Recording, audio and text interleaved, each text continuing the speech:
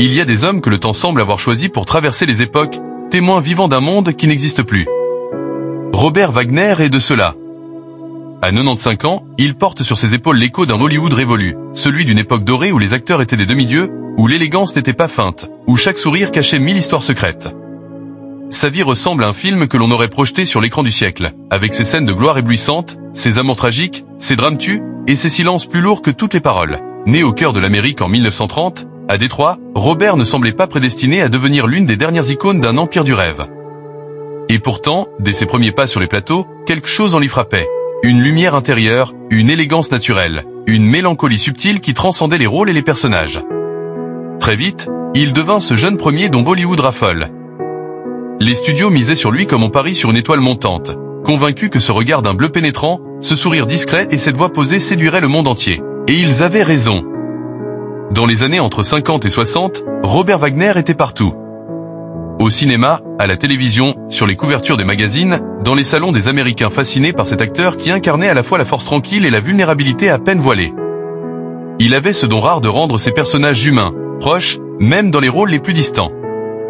Mais derrière l'éclat des projecteurs, derrière la perfection de l'image qu'on lui imposait de renvoyer, Robert cachait ses blessures, ses doutes, ses rêves brisés. Car si Hollywood vous offre la célébrité, elle vous prend souvent ce que vous avez de plus authentique, votre liberté d'être vulnérable. Wagner grandit ainsi, dans un monde d'apparence, apprenant à sourire quand il voulait pleurer, à jouer la comédie même loin des caméras. Son existence devint un subtil équilibre entre réalité et illusion, entre ce qu'il était et ce que l'on attendait qu'il soit. Aujourd'hui, alors que ses contemporains se sont presque tous effacés dans l'oubli ou la disparition, Robert reste debout, silhouette fière, mémoire vivante d'une ère où les rêves étaient tissés de pellicules, de passion et de secrets. Mais au crépuscule de sa vie, l'heure n'est plus aux apparences. Le masque tombe peu à peu, laissant apparaître l'homme derrière l'acteur, l'âme derrière la légende. Et dans l'ombre des souvenirs, une vérité, longtemps enfouie, commence enfin à se frayer un chemin vers la lumière. Avant de devenir l'icône que le monde a admirée, Robert Wagner fut un jeune garçon plein d'espoir. Un fils du Midwest nourri par les récits du cinéma, fasciné par ces visages immenses projetés sur les écrans des salles obscures. Quant à sa mère, femme de caractère et d'ambition, elle nourrissait pour Robert un rêve secret. Qu'il échappe à la banalité, qu'il devienne quelqu'un que le monde entier regarderait. Très jeune, le poids de ses attentes silencieuses s'installa sur ses épaules. Robert n'était pas un enfant libre de rêver à son rythme. Il devait briller, séduire, réussir non seulement pour lui, mais pour eux aussi, pour leurs espoirs projetés sur lui comme un projecteur implacable. Lorsque la famille s'installa en Californie, à la porte même des studios hollywoodiens, la destinée de Robert sembla scellée. Il passa de longues heures à arpenter les alentours des plateaux de tournage, observant les acteurs, les techniciens, les réalisateurs, essayant d'apprendre leur langage sans jamais oser franchir la ligne invisible qui séparait les spectateurs des créateurs. Puis un jour, la chance frappa. Un agent, intrigué par son allure élégante et son regard intense, lui ouvrit la porte du rêve. Quelques petits rôles d'abord, puis des apparitions plus marquantes. Très vite, les grands studios flairèrent l'or sous l'innocence de ce jeune homme poli au sourire discret. Mais ce que le public voyait, un jeune premier charmant, à l'aise sous les feux de la rampe, n'était qu'une façade. À l'intérieur, Robert luttait contre ses propres insécurités. Il craignait de ne pas être à la hauteur. Il se demandait sans cesse s'il méritait réellement tout cela, ou s'il n'était qu'un produit façonné par les mains exigeantes d'une industrie avide de nouveaux visages. Dans cette jeunesse dorée, tout semblait possible, mais tout semblait aussi terriblement fragile. Le succès ne tenait qu'à un fil, un mauvais film, un scandale, une erreur publique, et l'ascension pouvait se transformer en chute brutale. Robert apprit alors à vivre avec cette pression constante, celle de rester parfait, de toujours plaire, de ne jamais laisser entrevoir la moindre faille. À chaque première, à chaque interview, il se parait de ce masque de confiance tranquille que les studios et les fans attendaient de lui. Mais sous ce masque, le jeune homme qu'il était, sensible, avide d'amour sincère, avide de vérité, commençait à se fissurer. Et dans l'éclat artificiel de ses débuts fulgurants, une solitude sourde s'installait déjà. Une solitude que même les applaudissements, même les flashs aveuglants des photographes ne parviendraient jamais vraiment à dissiper. Car au fond, Robert Wagner n'aspirait pas seulement à être aimé pour son image. Il voulait être compris pour ce qu'il était vraiment. Un rêve difficile dans un monde qui, trop souvent, n'aimait que les illusions. Il est des rencontres qui, dès le premier regard, changent le cours d'une vie. Pour Robert Wagner, ce regard, cet éclat unique, ce frisson inexplicable eurent un nom, Natalie Wood. Ils se croisèrent pour la première fois à la fin des années 40, alors que Natalie n'était encore qu'une jeune actrice en pleine ascension, et que Robert voyait à peine poindre l'aube de sa carrière. Il se souvient encore de ce moment où leurs yeux se sont accrochés. Ils se remarièrent. Un geste rare, presque miraculeux à Hollywood, où les secondes chances sont souvent des mirages. Cette fois-ci, leur amour était plus mûr, plus conscient de ses failles, plus décidé à ne plus se laisser détruire par les tempêtes extérieures. Mais le destin, cruel, allait bientôt frapper d'une manière que personne n'aurait pu imaginer. La nuit du 28 novembre 1981 reste, encore aujourd'hui, enveloppée d'ombres, de murmures, de questions sans réponse. Ce devait être une simple escapade en mer, une parenthèse enchantée loin du tumulte d'Hollywood. Robert Wagner, Natalie Wood, l'acteur Christopher Walken et le capitaine du bateau, Denny Davern, réunis pour quelques jours de détente sur le Splendour, leur yacht privé. Pourtant, sous la surface tranquille des vagues, quelque chose semblait différent ce soir-là. Un malaise flottait dans l'air, imperceptible mais réel. Les tensions silencieuses, les paroles non dites, les regards furtifs dessinaient une trame invisible, comme un orage approchant lentement. Nathalie, d'habitude si souriante, semblait nerveuse. Robert, tendu, peinait à dissimuler son agitation intérieure. Des disputes éclatèrent, des mots plus durs que prévu, portés par l'alcool et par des blessures enfouies depuis longtemps. Puis vint l'instant fatal. L'instant où tout bascula. À un moment de la soirée, Nathalie disparut. Personne n'a vu, personne ne sait vraiment ce qu'il s'est passé. On retrouva plus tard son corps, flottant près du rivage, emporté par les flots glacés, vêtu d'une simple chemise de nuit et d'une doudoune. La nouvelle fit l'effet d'un séisme. Le monde entier s'arrêta. Hollywood, cette machine à rêve, se retrouva brutalement confrontée à l'une de ses pires tragédies. Natalie Wood, 43 ans, l'étoile fragile, la beauté inoubliable, s'était éteinte dans des circonstances troubles et déchirantes. Pour Robert Wagner, ce fut un choc dont il ne se remettrait jamais vraiment. Les questions se multiplièrent immédiatement. Pourquoi Nathalie avait-elle quitté le bateau seule cette nuit-là? Que s'était-il réellement passé à bord? Des disputes avaient-elles éclaté? Était-ce un accident ou quelque chose de plus sombre? Les médias, insatiables, se jetèrent sur l'affaire avec une férocité terrible. Robert devint rapidement la cible des soupçons. Certains l'accusaient, d'autres le défendaient. Lui, accablé, silencieux, enfermé dans sa douleur, ne parvenait même pas à trouver les mots pour se défendre. Comment expliquer l'inexplicable? Comment raconter ce qui, peut-être, échappait lui-même à sa propre compréhension? Dans ses mémoires, et plus tard dans ses rares confidences publiques, Robert Wagner avoua son sentiment de culpabilité dévastatrice. Pas une culpabilité de crime, mais une culpabilité plus insidieuse, plus cruelle. Celle d'avoir échoué à protéger celle qu'il aimait plus que tout. Celle d'avoir laissé les non-dits, la colère, les peurs prendre le dessus ce soir-là. Si seulement j'avais su voir la douleur qu'elle cachait ce soir-là. Si seulement j'avais su. Mais le passé ne se réécrit pas. Et pour Robert Wagner, ce 28 novembre 1981 devint une cicatrice béante, une nuit interminable dont il ne se réveillerait jamais tout à fait. Car au-delà des rumeurs, au-delà des polémiques, il restait un fait brut, insupportable. L'amour de sa vie avait disparu, emporté par les eaux froides d'une nuit tragique. Et plus rien, jamais, ne pourrait effacer cette douleur. Après cette nuit tragique, rien ne fut plus jamais pareil. Robert Wagner, autrefois l'archétype du charme et de la réussite hollywoodienne, sombra dans une existence marquée par l'ombre du passé, par le poids insupportable du si seulement. À l'extérieur, il s'efforçait de donner l'illusion de continuer. Il tourna encore quelques films, participa à des séries télévisées à succès, serra des mains, esquissa des sourires. Mais à l'intérieur, tout était brisé. Chaque geste public devenait une épreuve, chaque flash des photographes un rappel cruel de ce qu'il avait perdu. Car Nathalie n'était pas simplement sa femme, elle était la complice de ses joies, la gardienne de ses vulnérabilités les plus secrètes. Avec elle, il avait été pleinement lui-même, sans masque ni artifice. Et désormais, il errait, seul, comme un fantôme cherchant désespérément un chemin de retour vers un monde qui n'existait plus. Le remords, silencieux mais omniprésent, s'installa dans sa vie comme un compagnon indésirable, s'insinuant dans ses pensées les plus banales, rongeant sa sérénité. Il rejouait sans cesse, dans l'intimité de ses nuits blanches, les scènes de ce dernier week-end. Les mots échangés, les regards évités, les gestes manqués. Il se torturait, se demandant à quel moment il aurait pu agir autrement, dire une phrase qui aurait tout changé, tendre une main avant qu'il ne soit trop tard.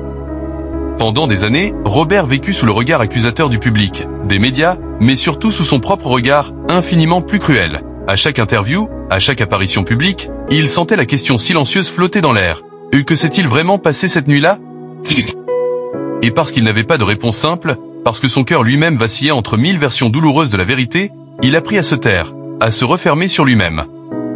La solitude devient sa compagne la plus fidèle, même s'il reconstruisit sa vie en apparence, retrouvant l'amour, fondant une famille, connaissant de nouveaux succès, une part de lui resta à jamais bloquée sur ce pont de bateau, sous ce ciel noir, dans cette nuit glaciale où tout s'était effondré. Il écrivit plus tard, dans ses mémoires, « Il n'y a pas un jour où je ne pense pas à Nathalie. Pas un seul jour où je ne ressens pas ce vide. Mon amour pour elle n'a jamais disparu. Il vit en moi, douloureusement intact. Et ce n'était pas simplement un drame personnel. C'était une condamnation à vivre sans jamais obtenir le pardon qu'il cherchait peut-être le plus, celui de lui-même. » Au fil des décennies, Robert Wagner tenta de donner un sens à ce qu'il avait perdu, de transformer sa douleur en hommage silencieux. À travers ses paroles mesurées, ses silences lourds, il offrait à Nathalie, encore et toujours, la seule chose qui lui restait à donner, sa mémoire. Et malgré les tempêtes, malgré les doutes et les blessures, il ne laissa jamais s'éteindre l'éclat de son amour. Un amour devenu souvenir. Un souvenir devenu légende. Une légende que même la mort ne pourrait jamais effacer. Le temps aurait pu apaiser les blessures, ensevelir les souvenirs douloureux sous les couches épaisses de l'oubli. Mais pour Robert Wagner, il n'en fut rien. Car à la douleur intime s'ajouta un autre fardeau, bien plus cruel. Celui des soupçons publics, celui de la rumeur implacable. Dès l'annonce de la mort de Natalie Wood, les murmures avaient commencé. D'abord timides, presque honteux, puis de plus en plus forts, de plus en plus insistants. Les tabloïds, les émissions à sensation, même certains proches autrefois silencieux. Tous voulaient comprendre, ou plutôt, accuser. Pourquoi cette dispute ce soir-là? Pourquoi Nathalie, si effrayée par l'eau depuis l'enfance, aurait-elle quitté seule le yacht, dans la nuit noire, sans raison apparente? Pourquoi tant d'incohérences dans les témoignages? Pourquoi ces silences pesants de Robert Wagner lorsqu'on l'interrogeait? Toutes ces questions laissèrent la place au doute, puis au soupçon, puis, pour certains, à la condamnation sans preuve. Robert devint malgré lui le coupable idéal et dans un drame sans témoin. Un homme à abattre pour une presse avide de sensationnel. Un homme dont la douleur sincère fut, pour beaucoup, interprétée comme le masque habile d'une culpabilité plus lourde. Pendant des décennies, les théories les plus folles fleurirent. Certaines émissions de télévision allèrent jusqu'à revisiter sans relâche les moindres détails de cette nuit funeste, amplifiant le moindre écart, exploitant la moindre contradiction pour nourrir l'illusion d'une vérité cachée. Robert, blessé, épuisé par ses assauts incessants, tenta de se défendre, mais chaque mot, chaque geste était retourné contre lui. Il se retrouva enfermé dans un piège cruel. Parler, c'était s'exposer. Se taire, c'était avouer. Dans un rare moment de confession, des années plus tard, il laissa échapper ces mots poignants.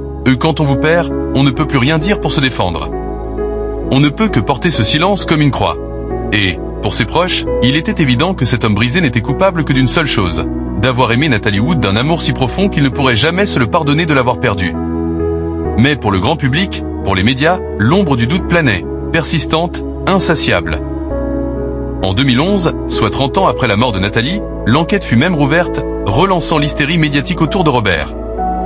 À plus de 80 ans, fragilisé, affaibli, il dut de nouveau affronter les questions, les insinuations, les regards accusateurs.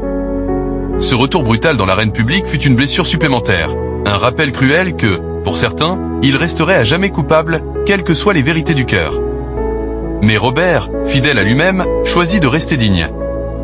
Il n'accusa personne, il n'accabla personne. Il se contenta de porter, en silence, son chagrin, son amour perdu, et ce fardeau de soupçons injustes, comme un martyr discret du souvenir. Car au fond de lui, il savait que rien, aucune enquête, aucune justification publique, ne ramènerait jamais Nathalie. Et que l'essentiel, cette vérité intime entre lui et elle, leur appartenait à jamais, loin du vacarme du monde. Le temps, cruel et silencieux, poursuit inexorablement son chemin.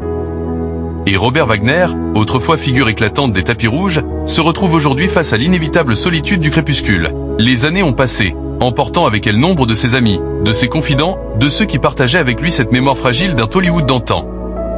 Avec chaque disparition, c'est une partie de son monde qui s'efface, un souvenir qui s'éteint, un PAN entier de sa propre histoire qui se détache de lui. Ceux qui restent, très peu nombreux, le décrivent comme un homme profondément marqué, mais incroyablement digne. Un homme qui, malgré les douleurs du passé, continue de sourire, d'aimer ses proches, de partager avec eux les vestiges d'une vie faite d'intense bonheur et de déchirures inoubliables. Mais derrière ce sourire, derrière cette apparente tranquillité, il y a la solitude. Une solitude particulière, qui n'est pas seulement celle de l'âge ou de l'isolement physique, mais celle de l'âme. Une solitude faite d'absences trop lourdes, de silences trop vastes. Ces photos sont plus que des images figées dans le temps. Elles sont des témoins silencieux d'une vie extraordinairement belle et extraordinairement douloureuse. Elles sont les voix muettes d'un passé qui ne meurt jamais vraiment. Il n'est pas rare, dit-on, que Robert passe de longs moments seul, perdu dans ses pensées, regardant au loin comme s'il espérait encore entrevoir, quelque part à l'horizon, l'ombre douce de Nathalie. Comme si, dans un souffle, elle pouvait revenir, légère et rieuse, le libérer enfin de ce poids invisible qui l'accompagne depuis tant d'années. Il parle peu de cette douleur. À 95 ans, Robert Wagner vit entouré de souvenirs. Les murs de sa maison sont ornés de photographies. Nathalie Wood, éclatante et belle, immortalisée dans des moments de joie. Ses filles, héritières d'un amour compliqué mais sincère. Les amis disparus qui semblaient, autrefois, peupler son quotidien de rire et de complicité. Ces photos sont plus que des images figées dans le temps. Elles sont des témoins silencieux d'une vie extraordinairement belle et extraordinairement douloureuse. Elles sont les voix muettes d'un passé qui ne meurt jamais vraiment. Il n'est pas rare, dit-on, que Robert passe de longs moments seul, perdu dans ses pensées, regardant au loin comme s'il espérait encore entrevoir, quelque part à l'horizon, l'ombre douce de Nathalie. Comme si, dans un souffle, elle pouvait revenir, légère et rieuse, le libérer enfin de ce poids invisible qui l'accompagne depuis tant d'années. Il parle peu de cette douleur. Ceux qui le connaissent savent qu'elle est devenue une part intégrante de lui, comme une seconde peau, invisible mais omniprésente. Il a appris à vivre avec, à avancer malgré tout, à sourire même quand l'âme saigne doucement. Dans ses rares confidences récentes, il laisse parfois échapper une tendresse poignante pour le passé, mais aussi une certaine sérénité face à l'inévitable. J'ai eu une vie pleine. J'ai aimé profondément. J'ai perdu, oui. Mais je n'ai jamais cessé d'aimer. Ces mots simples, loin de toute amertume, résument mieux que toute la grandeur discrète de cet homme qui, malgré les tempêtes, est resté fidèle à lui-même. Aujourd'hui, alors que le rideau de sa vie s'apprête doucement à tomber, Robert Wagner n'est pas seul dans l'absolu. Il est entouré de souvenirs vivants, de l'amour inextinguible pour une femme dont le sourire hante encore ses jours et ses nuits. Et peut-être, quelque part, au-delà de ce monde, Nathalie l'attend elle, patiente, prête à lui tendre la main une fois encore, dans un éclat de rire cristallin, pour recommencer une danse éternelle que ni la mort ni les soupçons n'auront pu briser. Il arrive un moment dans la vie où le poids du silence devient plus lourd que celui des mots. Un moment où les regrets, longtemps refoulés, cherchent une voix, un écho, une délivrance. Pour Robert Wagner, ce moment est venu tard, très tard, lorsque l'ombre du temps devenait impossible à ignorer. Pendant des décennies, il avait fui l'idée même d'une confession publique. Par pudeur, par douleur, par peur aussi, sans doute, de réveiller les blessures mal refermées. Mais à 95 ans, face à l'imminence de son propre départ, il a compris que certaines vérités, même imparfaites, même déchirantes, devaient être dites. Non pas pour convaincre, non pas pour se justifier, mais pour apaiser son propre cœur. Dans une interview émouvante, loin des caméras tapageuses, dans l'intimité d'une pièce baignée d'une lumière douce, Robert Wagner a accepté de parler, pas pour refaire l'histoire, mais pour livrer enfin son émotion brute, sans défense, sans masque. Sa voix, un peu éraillée par l'âge, portait encore la gravité des grands silences. Il ne donna pas de détails nouveaux, pas de révélations sensationnalistes que certains espéraient. Mais il livra quelque chose de beaucoup plus précieux, sa vérité intérieure. Nathalie. Elle était tout pour moi. Tout ce que j'ai fait, tout ce que j'ai été. Elle était là, dans chaque battement de mon cœur. Et...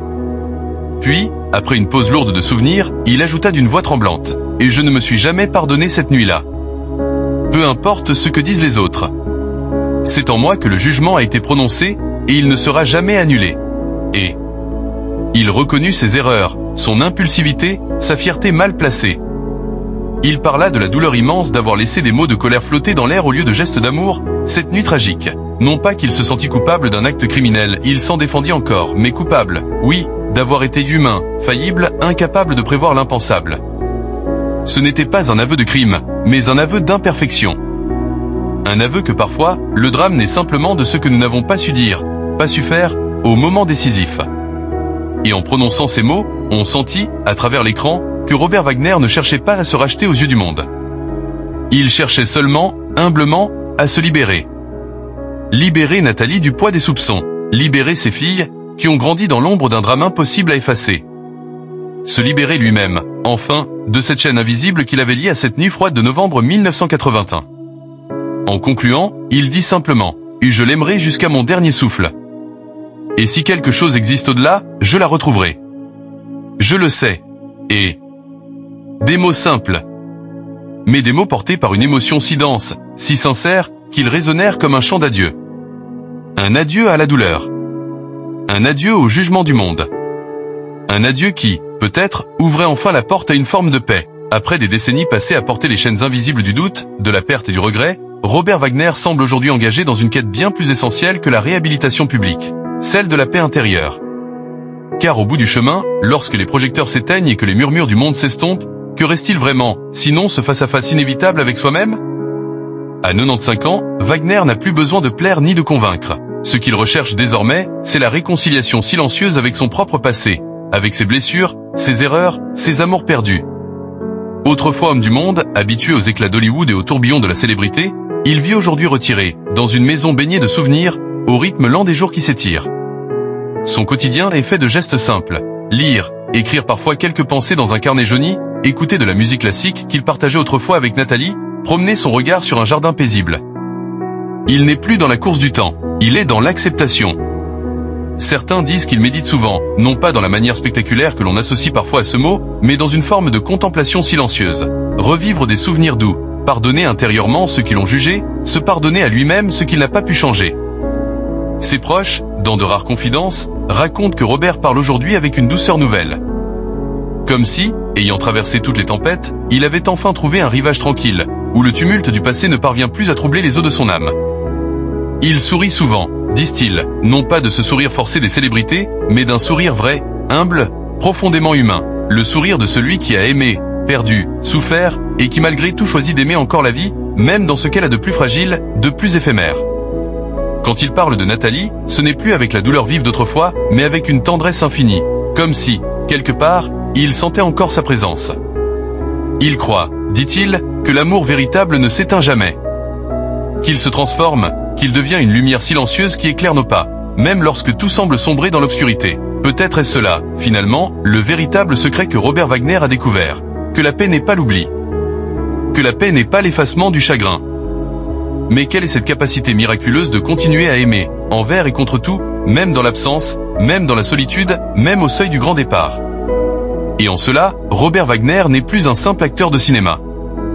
Il est devenu, sans le vouloir, le témoin discret et bouleversant de ce que signifie vraiment être humain. À l'heure où l'histoire de Robert Wagner approche de son dernier chapitre, une question flotte, inévitable. Que restera-t-il de lui, au-delà des controverses, au-delà des doutes, au-delà du fracas des rumeurs? La réponse, comme souvent avec les êtres complexes, est nuancée, profonde, bien plus vaste que ne le laisse croire la surface. Robert Wagner, c'est d'abord un homme qui a incarné, pendant plus de cette décennie, l'élégance intemporelle d'un Hollywood d'or. Un acteur capable de passer avec grâce du jeune premier romantique au gentleman mature, en traversant toutes les modes, toutes les époques, sans jamais trahir l'essence même de ce qu'il était. Un homme de charme, de prestance et de vulnérabilité discrète. Mais au-delà de l'écran, son héritage le plus précieux n'est pas fait d'images en mouvement. Il est tissé dans l'invisible, dans ce que son parcours nous enseigne sur la fragilité humaine. Robert Wagner est l'exemple éclatant d'une vie où la gloire et la douleur ont marché main dans la main, d'une existence où l'amour absolu s'est mêlé à l'irréparable perte. D'un destin où l'homme, confronté au poids de ses fautes et à l'implacable regard du monde, a choisi non pas de se replier dans l'amertume, mais de continuer à aimer, à espérer, à vivre. Son amour pour Nathalie Wood, malgré les décennies, reste aujourd'hui l'un des témoignages les plus bouleversants de fidélité affective dans un milieu où les sentiments passent souvent comme des modes. Même après sa disparition tragique, il n'a jamais cessé de porter son souvenir comme une flamme vacillante, mais inextinguible. Il a transmis à ses filles, à ses proches, à ses admirateurs silencieux, une leçon puissante, que la dignité réside non pas dans l'absence de faute, mais dans la manière de porter ses fautes. Que l'amour véritable est celui qui survit aux blessures, aux accusations, au temps lui-même. Et peut-être que son aveu final, cette reconnaissance douloureuse de ses limites humaines, est son plus grand cadeau au monde. Car en acceptant publiquement ses regrets, ses fragilités, ses remords, Robert Wagner a rappelé à chacun d'entre nous que l'humanité n'est ni parfaite ni inflexible. Elle est tendre. Elle est cassante. Elle est, avant tout, profondément vulnérable. Aujourd'hui, son héritage est une invitation. Une invitation à pardonner. À aimer sans retenue. À ne pas attendre qu'il soit trop tard pour dire ce qui compte. À comprendre que la grandeur véritable ne réside pas dans l'invincibilité, mais dans la capacité à rester debout, le cœur battant, même lorsque tout autour semble vaciller. À 95 ans, Robert Wagner laisse derrière lui bien plus que des films, bien plus que des souvenirs de tapis rouge. Il laisse une empreinte humaine, émouvante, indélébile. Et lorsque, dans un futur proche, le dernier rideau se refermera doucement sur son existence, nul doute que quelque part, dans le murmure du vent ou dans l'éclat discret d'un sourire, son amour, sa douleur et sa lumière continueront de vibrer. Pour toujours. Si vous êtes touché par cette histoire incroyable, n'oubliez pas de soutenir notre travail en vous abonnant à notre chaîne. Laissez-nous un like pour aider cette vidéo à toucher plus de cœurs et partagez-la avec vos proches. Votre soutien est précieux. Il nous permet de continuer à vous raconter des récits uniques, empreints d'émotion et de vérité. Merci de faire partie de cette belle aventure avec nous.